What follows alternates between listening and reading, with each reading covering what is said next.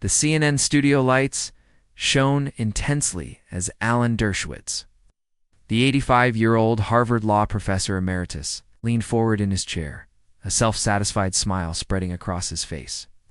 Congresswoman Crockett might want to review her law school notes, he said, with a dismissive wave of his hand.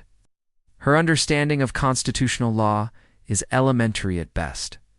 The camera then cut to Jasmine Crockett, the 43-year-old Texas congresswoman, her expression calm, though her eyes burned with quiet determination.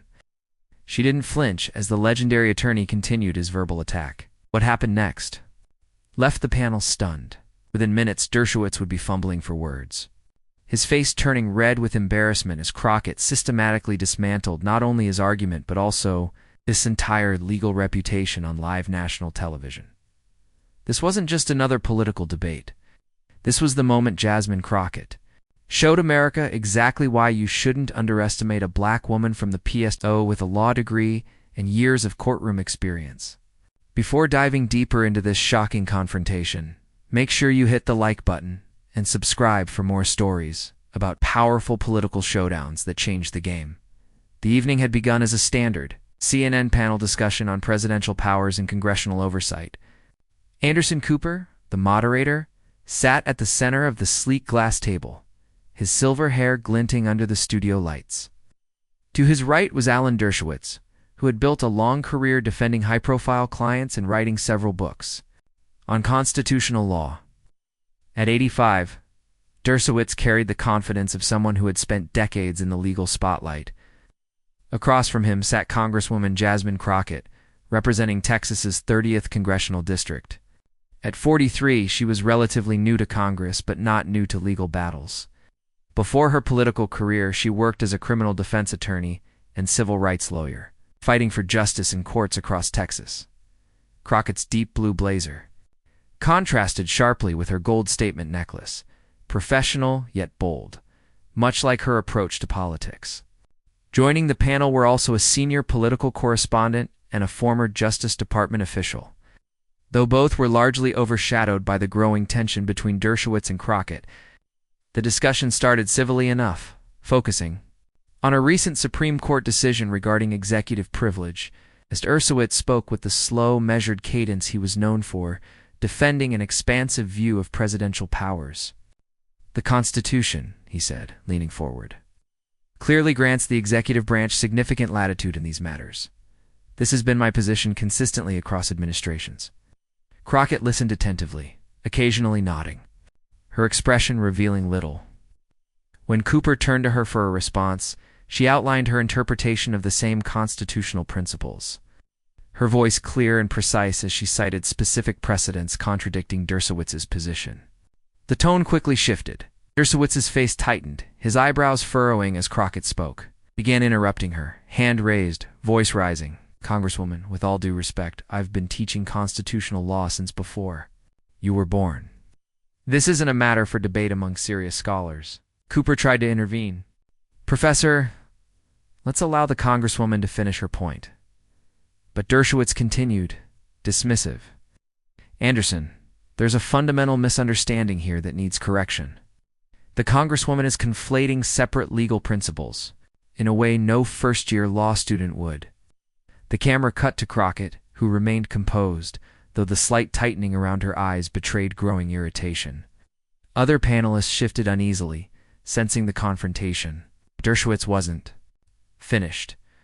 With a patronizing smile, he turned to Crockett. Congresswoman, perhaps this is why we have dysfunction in Congress.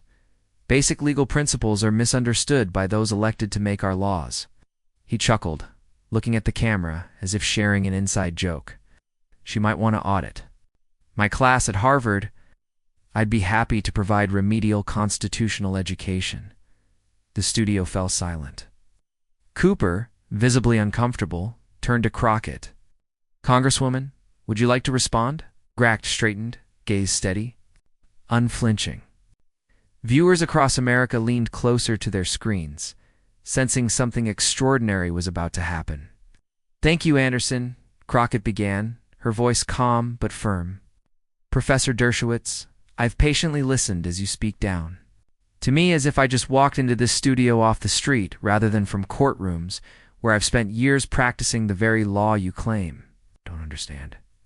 Dershowitz raised his eyebrows, but before he could speak, Crockett continued, her pace deliberate. You've suggested I need remedial education. Let me clarify my credentials. I graduated with honors from the University of Houston Law Center. I've argued before the highest courts in Texas. I've defended hundreds of clients when their constitutional rights were at stake. Not merely written about these rights from the comfort of a Harvard office. Cooper tried to regain control. Let's focus on the issue at hand. I'm addressing the issue at hand, Anderson, Crockett replied, unwavering. The professor has questioned my understanding of the Constitution, so viewers deserve to know exactly who they're listening to. Dershowitz shifted in his seat, expression hardening. Credentials aren't arguments, Congresswoman. The legal principle here is clear. I'm not finished, Professor, Crockett interjected, voice rising just enough to command attention. You've had your uninterrupted time. I'd appreciate the same courtesy. The other panelists exchanged glances. This was no ordinary polite disagreement. Something raw and authentic was unfolding, a genuine clash between two legal minds. With vastly different perspectives, Crockett turned slightly to address the camera directly. The professor suggests I'm conflating legal principles, but what he's doing is more concerning. He's selectively citing precedent while ignoring key Supreme Court decisions that contradict his position. She reached for a leather portfolio. Beside her, pulling out sheets of paper. I anticipated this discussion, so I came prepared with citations. In United States v. Nixon, a unanimous Supreme Court, including justices appointed by Republican presidents, rejected exactly the expansive executive privilege interpretation the professor advocates. Dershowitz leaned forward, face slightly flushed. Congresswoman, you're mischaracterizing my position in the Nixon case? I was actually involved in those discussions at the time, the court held. I have the majority opinion right here, Crockett interrupted, holding up a paper.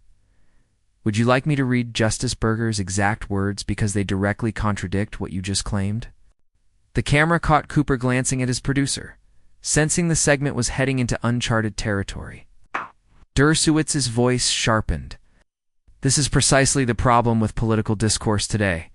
Elected officials cherry-pick legal opinions. Without understanding context, Crockett smiled, but it didn't reach her eyes. Cherry-picking. That's an interesting accusation from someone who just minutes ago cited Marbury v. Madison but conveniently omitted McCulloch, Maryland, which undermines your argument. Look. The political correspondent tried to interject. If I could just add some context. Excuse me, Dershowitz cut in, voice rising. I've taught these cases for over 50 years. The Congresswoman is presenting a simplified version any serious legal scholar would reject. Crockett didn't flinch. Is Chief Justice John Roberts serious enough for you, Professor? In Trump v. Mazars, he wrote, "The president is not above the law." That opinion, just a few years ago, established clear limits on executive privilege exactly the way you deny. The tension in the studio mounted. Dershowitz's usual eloquence faltered as Crockett cited case after case contradicting his sweeping claims. Each time he tried to dismiss her, she countered with precise legal references. "Professor," she said, "you mentioned consistent positions across administrations, but that's demonstrably false." She pulled out another document. In 1998, during the Clinton impeachment, you argued impeachment didn't require a statutory crime. Yet in 2019, defending President Trump, you claimed it did.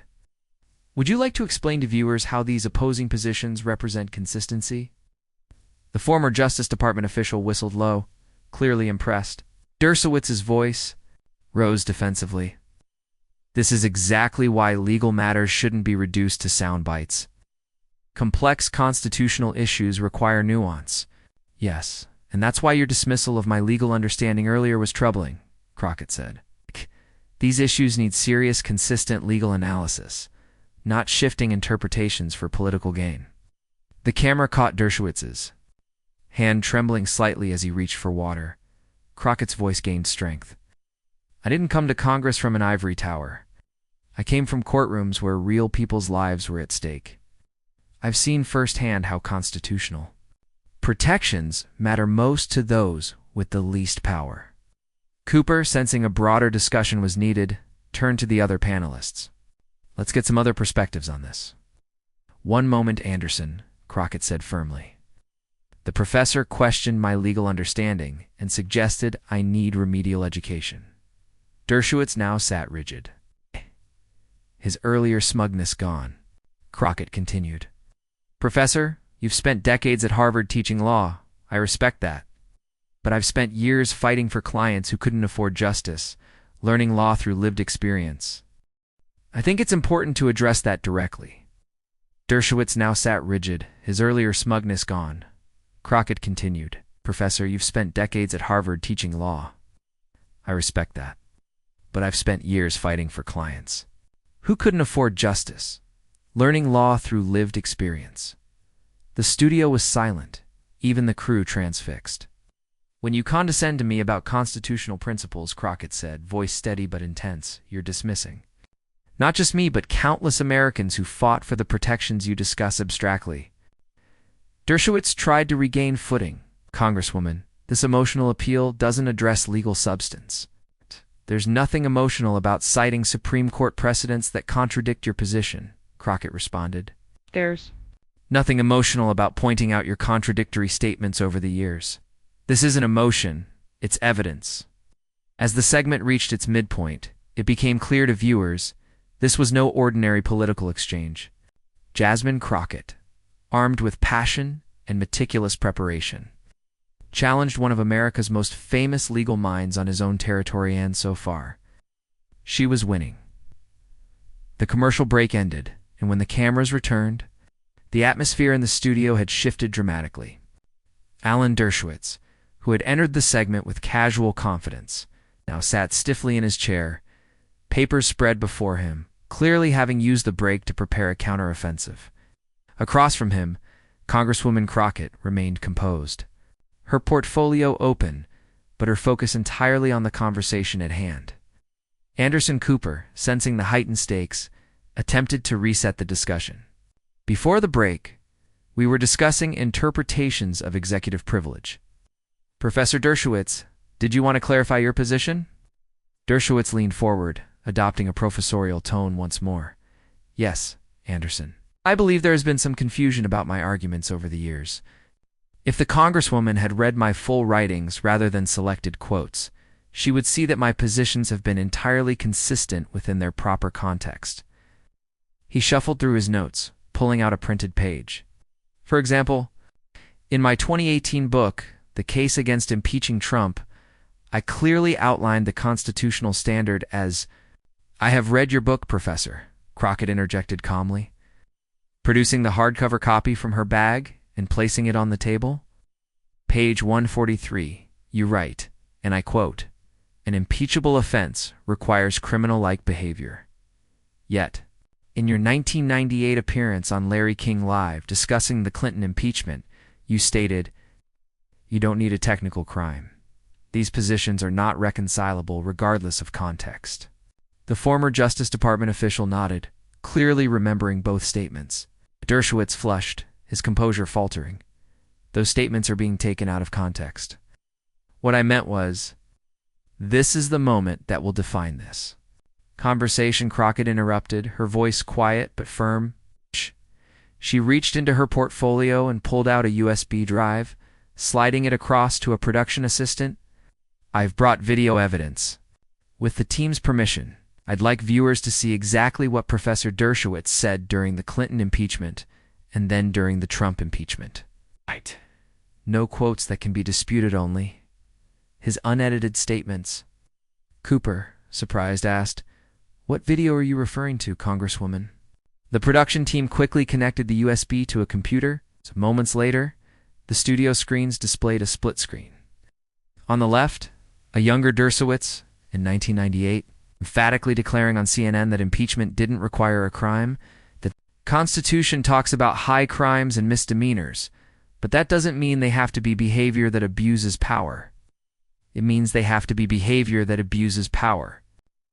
On the right, Dershowitz in 2019 on Fox News, stating, without a crime, there can be no impeachment. The Constitution is clear. It must be treason, bribery, or other high crimes and misdemeanors. The studio fell completely silent as the clips played. When the live feed returned, all eyes turned to Dershowitz, whose face had gone from flushed to ashen. He stammered uncharacteristically at a loss for words. Crockett didn't press her advantage immediately. Instead, she spoke softly, almost sympathetically. Professor, we all evolve in our thinking. There's no shame in changing positions based on new information. What concerns me is the denial that the change happened at all, especially when these changes align perfectly with partisan interests rather than consistent legal principles. The political correspondent let out a low whistle. That's about as clear a contradiction as I've ever seen. Dershowitz attempted to recover. Those clips don't show the full context of my arguments. Legal positions are nuanced and complex. Yes, they are, Crockett agreed. Which is exactly why your dismissal of my legal understanding earlier was so troubling. These issues deserve serious engagement, not condescension or partisan. Flexibility. She then turned to address the camera directly. The American people deserve honest legal analysis, especially from those with platforms as significant as Professor Dershowitz's. When legal experts change interpretations based on which party holds power, it erodes public trust in our system. Cooper, recognizing the shift in the conversation, asked Professor Dershowitz, "How do you respond to the video evidence that appears to show you taking contradictory positions?" Dershowitz's legendary composure had completely evaporated. That's not a fair characterization. If you look at the totality of my work, his voice trailed off as he shuffled through papers, grasping for a way to regain footing. Crockett continued, her voice steady and clear. "Professor, earlier you suggested I needed remedial constitutional education. I don't believe that's true. But I do believe we all have a responsibility to approach these issues with intellectual honesty." She turned to the rest of the panel. This isn't just about the professor or me. It's about how we discuss constitutional principles in public. When legal experts treat our founding document as a malleable tool to achieve political ends, rather than the framework protecting all Americans' rights, we all lose. The former Justice Department official nodded in agreement. Dershowitz, his voice noticeably weaker, attempted one final defense. My decades of teaching and writing on constitutional law can't be reduced to 2 video clips. Crockett gently interrupted. Those aren't gotcha clips. Those are your own words, spoken clearly and deliberately on national television. If they contradict each other, that's not journalism. It's a contradiction you created. Hit the camera. Caught a bead of sweat forming on Dershowitz's brow as he reached for his water. The hand holding it trembled slightly as he took a sip. Cooper, sensing the decisive moment, turned to Crockett. "Congresswoman, beyond pointing out these contradictions, what's your broader concern?" Crockett sat up straighter, eyes clear and focused. "My concern is for the American people who watch legal experts on television and trust they're receiving consistent, principled analysis. When constitutional interpretation shifts based on political convenience, it damages that trust." She glanced at Dershowitz, still staring down at his scattered notes. "The professor has had an illustrious career, teaching generations of lawyers. That's why it matters when someone of his stature appears to adjust. Constitutional interpretations based on which party benefits." The political correspondent nodded in agreement, seeing a clear pattern that's hard to dismiss. As the segment neared its conclusion, the transformation was complete. Dershowitz, who began the discussion, offering condescending advice, now sat silent and diminished, unable to counter the evidence Crockett had meticulously presented. Crockett, initially dismissed as legally unsophisticated, had emerged as the voice of principled consistency. Cooper turned to Dershowitz for a final response. "Professor, would you like to address the Congresswoman's points?" Dershowitz's reply, when it came, was perhaps the most surprising of the exchange. Perhaps I overstated my critique of the Congresswoman's legal understanding. These are complex issues on which reasonable people can disagree. It was as close to a concession as the famous attorney had ever made on national television. The studio remained silent. Everyone present understood they had witnessed something extraordinary, a turning point. not just in the discussion, but potentially in how constitutional debates would be conducted in the future. The CNN segment was approaching its final stretch, yet the intensity in the studio hadn't waned. Dershowitz, who had once carried the air of unshakable authority, now sat subdued, his usual confidence eroded by Crockett's meticulous dismantling of his arguments. His papers were scattered across the sleek glass table, a visual reflection of his faltering composure. Across from him, Crockett remained composed, every gesture controlled, her portfolio a symbol of preparation and precision. The studio lights seemed to spotlight the contrast, one man struggling to maintain dominance, the other fully in command of her narrative. Anderson Cooper, sensing the magnitude of what had transpired, sought to widen the discussion. Congresswoman Crockett, beyond this specific debate with Professor Dershowitz, what does this exchange reveal about our national discourse on constitutional matters? Crockett took a moment, gathering her papers before responding thoughtfully. What we've seen today reflects a larger problem in political conversation, Anderson. Expertise is too often wielded as a shield against accountability rather than a tool for genuine understanding. She paused, letting her words resonate before continuing. The Constitution isn't the exclusive property of Ivy League professors or Washington insiders. It belongs to all Americans, the factory worker in Detroit, the teacher in Tulsa, the nurse in my district in Dallas. When constitutional interpretation shifts with political winds, we betray that collective ownership. The former Justice Department official nodded in agreement, his expression one of approval. There's a reason Supreme Court justices write dissents even when they lose a case. They create a record of consistent legal reasoning that transcends individual outcomes, he remarked. Dershowitz, attempting a final defense, said, "My positions have always been based on careful legal analysis, not political expediency." Clips shown earlier failed to capture the nuance of my arguments. Crockett responded gently, but firmly. "Professor, I don't doubt your legal knowledge or your contributions to constitutional scholarship. What I question is the consistency with which those principles are applied. Inconsistency in legal interpretation doesn't just affect academic debates. It affects real people whose rights and liberties depend on fair application of constitutional principles." The political correspondent interjected, "What we've witnessed today is extraordinary in modern political discourse, a substantive debate about constitutional principles backed by specific evidence rather than talking points." Cooper turned to address viewers directly. As we wrap up this segment, it's worth noting how rarely we see this level of engagement on constitutional issues. Despite their fundamental importance to our democracy, Dershowitz attempted one final effort to salvage his credibility. While I disagree with the Congresswoman's characterization of my work, I appreciate her passionate defense of constitutional consistency. Perhaps this conversation can lead to more substantive debates about these critical issues. His statement was a gracious pivot, yet viewers could see it for what it truly was, a tactical retreat from a battle he had unexpectedly lost. Crockett accepted the olive branch with grace. "I would welcome that, Professor, because these aren't abstract debates. They determine how power is exercised and constrained in our democracy." As the segment concluded, Cooper thanked both guests for what he described as one of the most substantive exchanges he had ever hosted on these issues. The cameras captured a final wide shot, Dershowitz gathering his scattered papers, his expression subdued and Crockett calmly organizing her portfolio. Letting the evidence speak for itself, the impact of the exchange was immediate and far-reaching.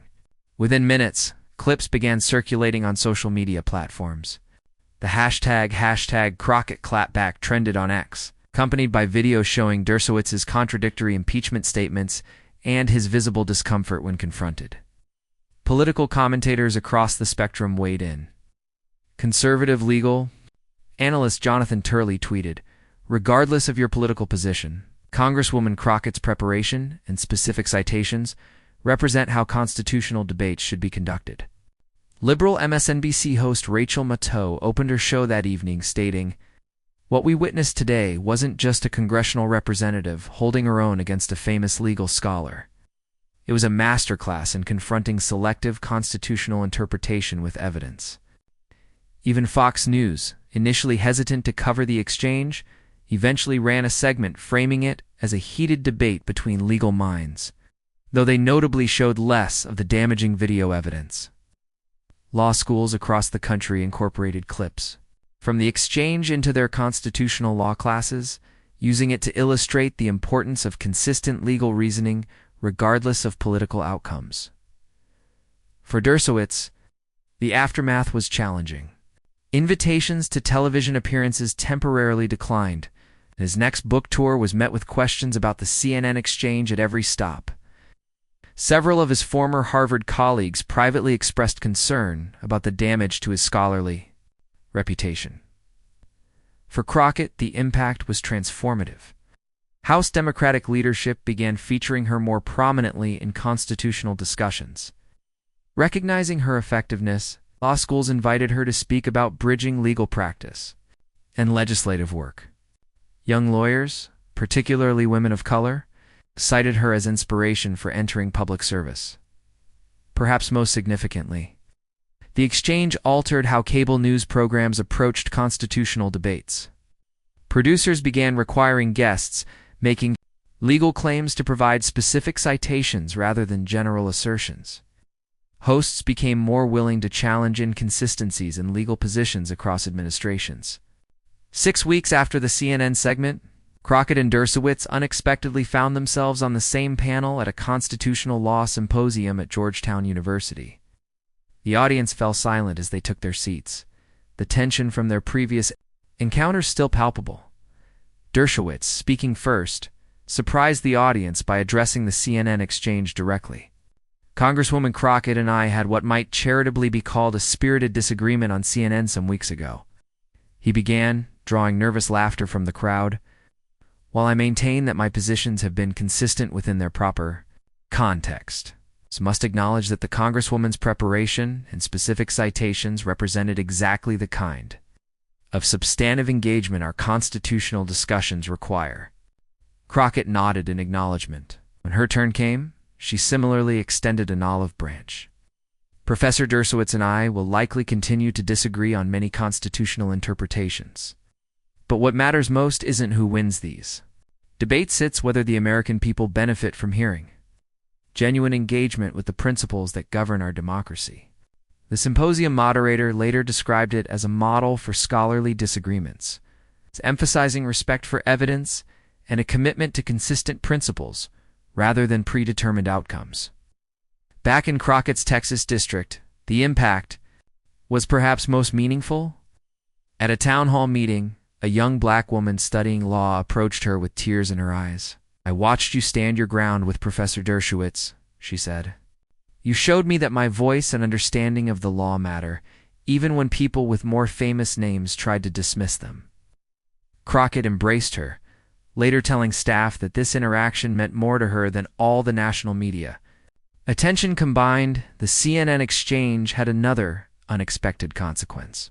Following Crockett's methodical dismantling of selective constitutional interpretation, several other representatives began adopting similar approaches. Congressional hearings featuring legal experts became more substantive, with representatives from both parties pressing witnesses on the consistency of their interpretations across administrations. A senior Democratic strategist commented to Politico, "Crockett didn't just win an argument, she changed how these conversations happen. She showed that preparation and specificity beat reputation and generalizations every time." Even Dershowitz, in a reflective op-ed published months later, acknowledged the shift. "While I maintain that my own positions have been mischaracterized, I must concede that our constitutional discourse benefits when all participants come armed with specific citations rather than general assertions. My exchange with Congresswoman Crockett, whatever its discomforts for me personally, has elevated how we debate these essential principles." For viewers, the lesson was clear. In a political landscape dominated by talking points and partisan positioning, authentic knowledge and consistent principles still hold the power to break through. Crockett's clapback wasn't just a viral moment. It became a template for reclaiming substantive debate in an era of sound bites and selective outrage. Cooper, in his closing remarks that day, summed it up. "What makes our constitutional system work isn't just the words on parchment, but the commitment of each generation to apply those principles consistently, regardless of which party might benefit. Crockett had demonstrated that commitment with undeniable effectiveness. Raising the standard for all such debates to follow, the momentum from the CNN showdown carried far beyond the studio, reverberating across political, academic, and media circles. Social media continued to buzz, with clips of Crockett's precise dismantling of Dershowitz's arguments circulating widely. Hashtags like #Crockett, Clapback, #Consistency Matters, and #legal receipts trended across X threads and other platforms. Citizens, students, and political commentators alike dissected every word, citing her methodical preparation and confident delivery as a standard for public discourse.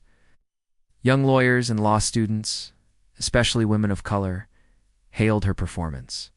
As an example of how meticulous preparation and unshakable poise could outshine decades of reputation and perceived authority, the story quickly evolved from a single CNN segment to a cultural touchstone demonstrating how knowledge, credibility, and calm confidence could prevail over ego and dismissive expertise. Within days, academic institutions and law faculties across the country began integrating clips from the segment into their curricula. Professors used the exchange to illustrate the importance of consistent legal reasoning, accurate citation of precedents, and preparation in courtroom and legislative settings.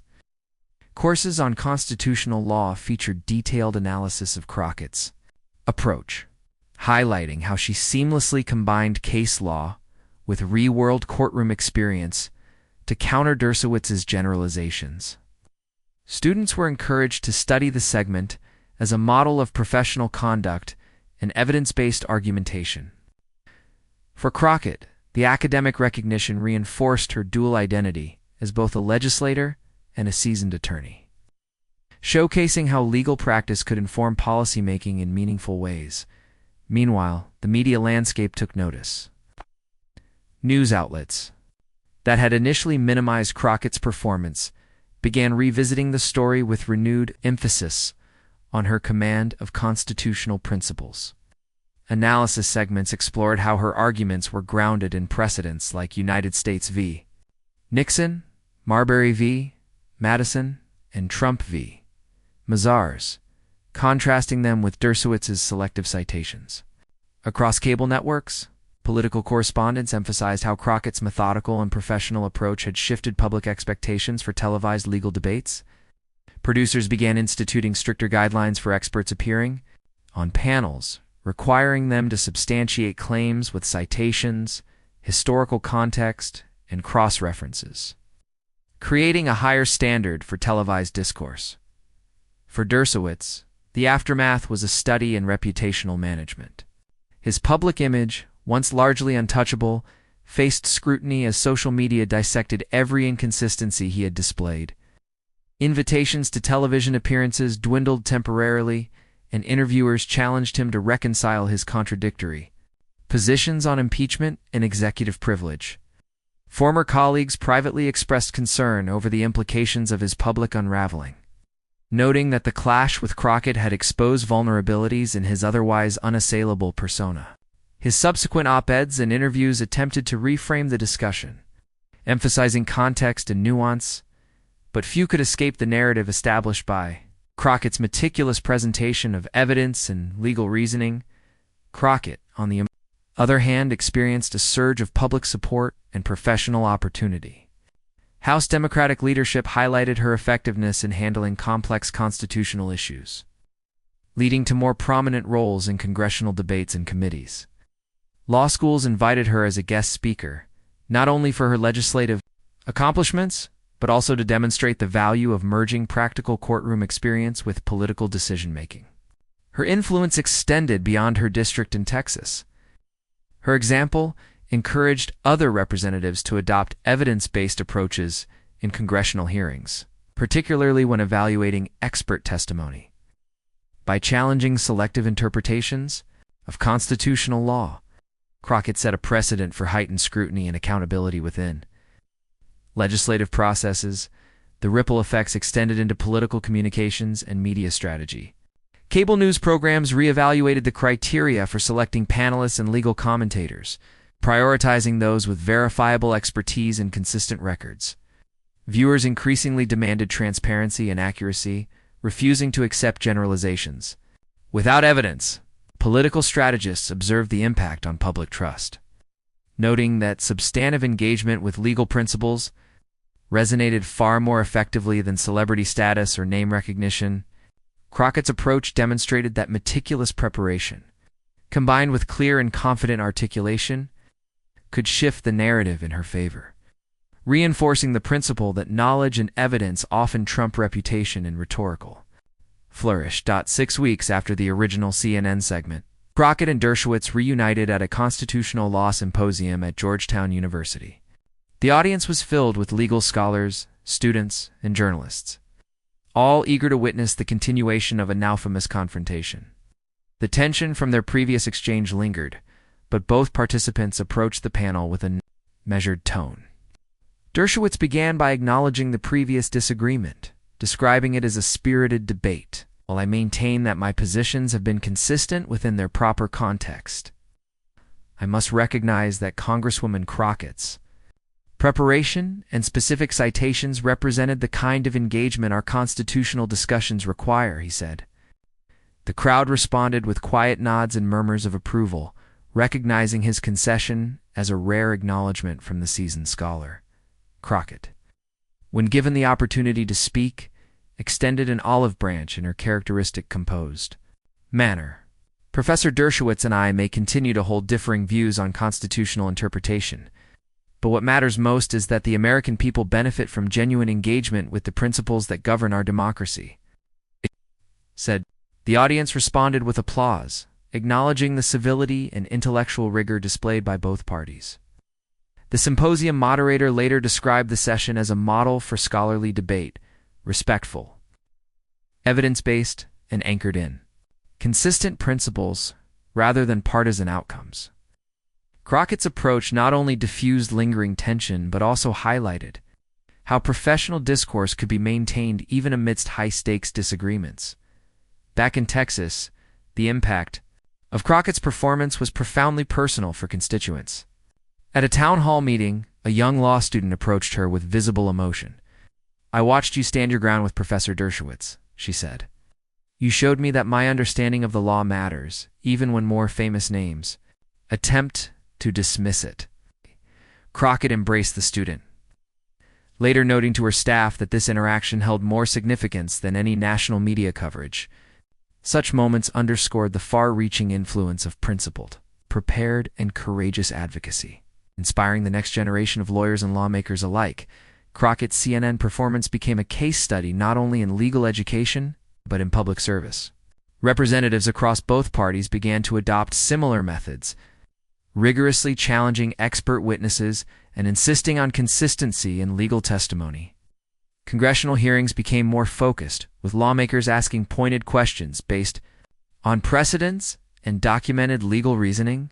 Analysts recognized that Crockett's strategy had fundamentally shifted the expectations for how legal debates were conducted on television and in congressional chambers.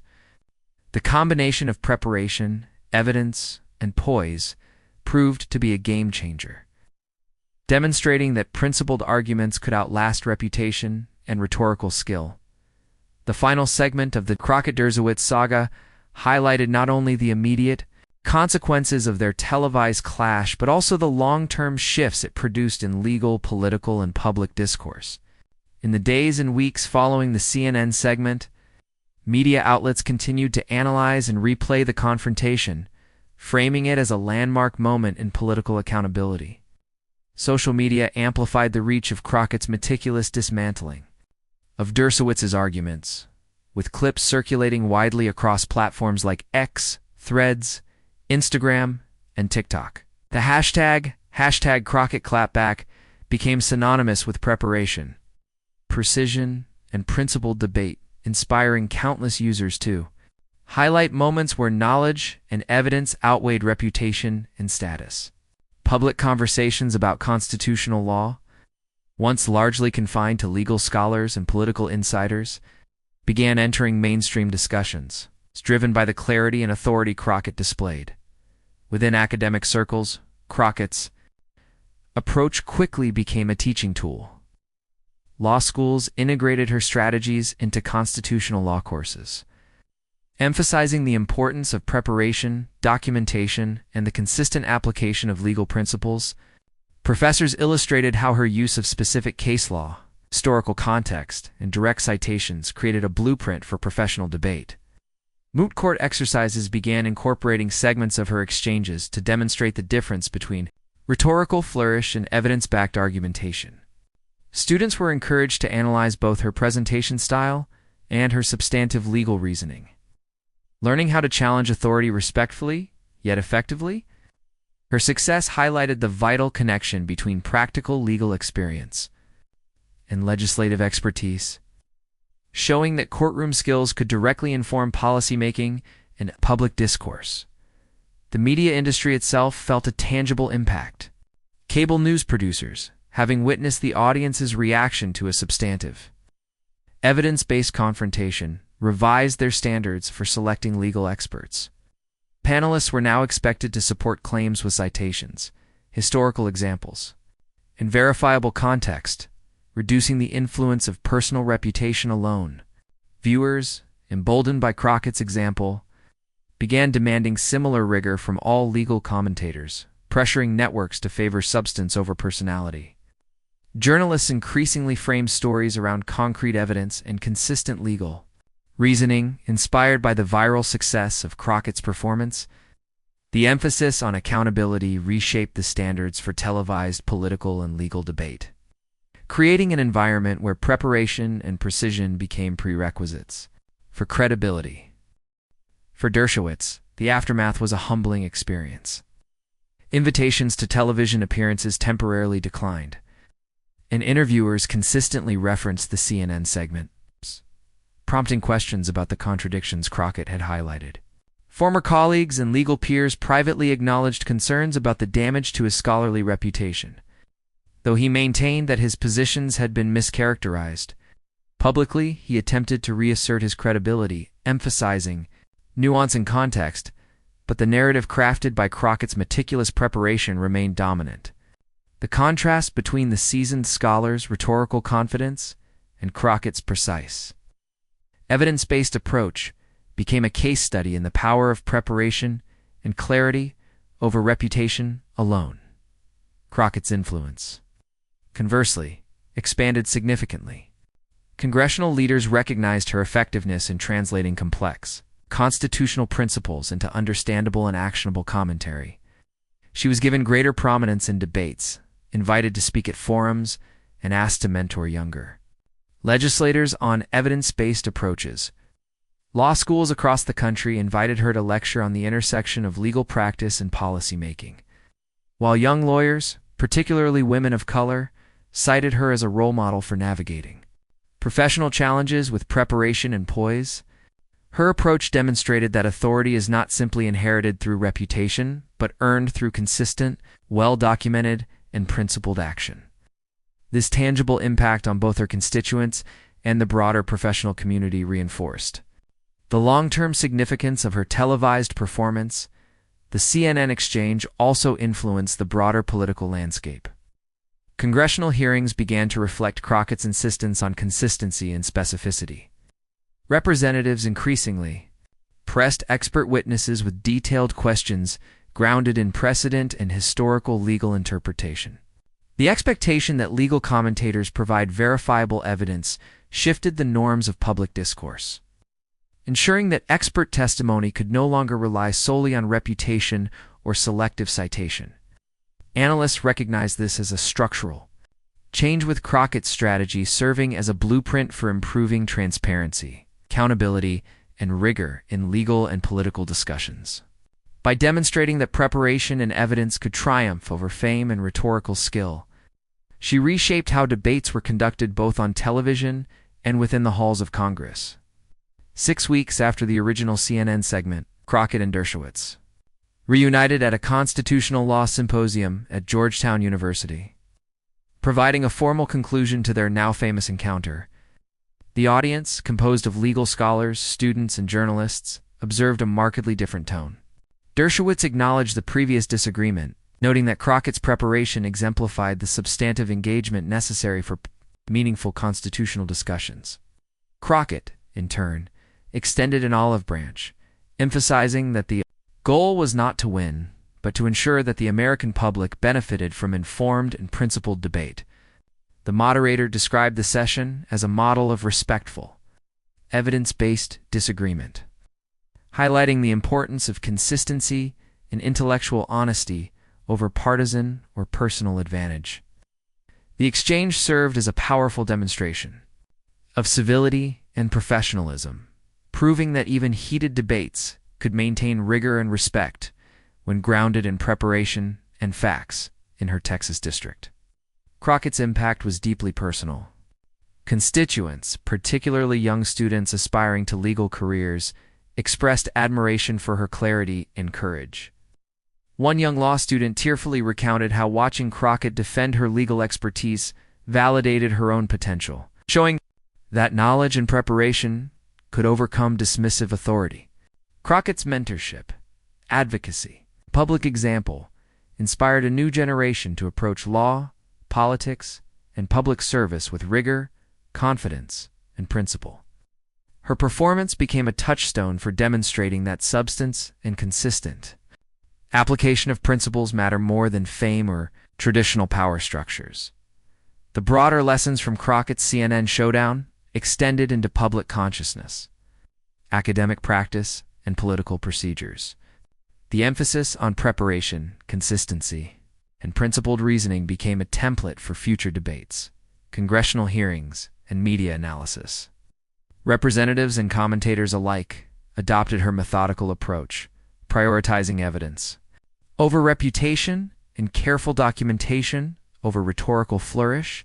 The viral nature of the Crockett Clapback solidified the principle that informed, precise, and principled arguments could cut through noise, reshape public expectations, and influence policy discourse.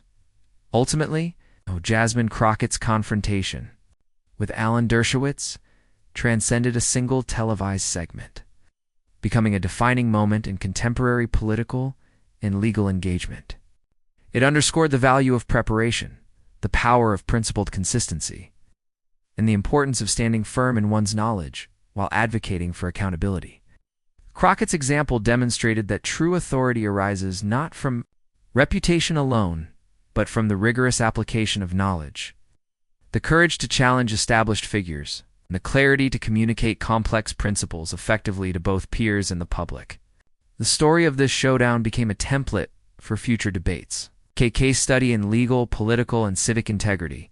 It's a lasting reminder that preparation and principle can end often to triumph over status and ego.